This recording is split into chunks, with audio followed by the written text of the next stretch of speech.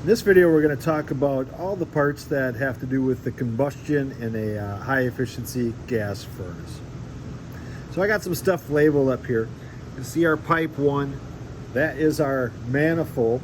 That just helps distribute gas from the valve to the burners. Number 2 is our gas valve. So the gas valve, that controls the flow of the gas into the furnace. Number 3, we actually got a couple of those. Those are our rollout switches. And that's a safety device that shuts off the gas supply if the flame actually rolls out of the combustion chamber there. Number 4, if we look underneath here. So number 4 is our flame sensor. If we look, only one wire goes on there. So when you're looking at that combustion chamber, you can look and you can be like, well, that only takes one wire. That's our flame sensor. That flame sensor sticks inside of there in front of that burner.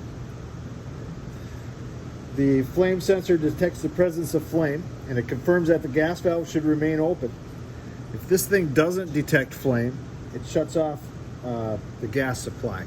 It'll shut everything down. We don't want gas just pumping into our combustion chamber if there's no flame to consume that. Number 5, underneath here, now that has 2 wires.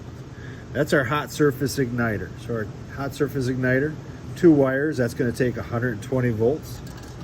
That is on the opposite end that the flame sensor is. And that's an element, it's made up of silicon carbide or silicon nitride. That just heats up when electricity is applied, causes that thing to glow cherry red, and that will ignite the gas. And inside of here, we can see that we have these labeled. Those are our burners. It has the spud in there with the orifice. The burners here, that's just where the gas ignites to create heat. So the gas will pump through here and gets ignited. And then finally, on top here, kind of hard to see in this video, but we have our spuds that shoot into the burners.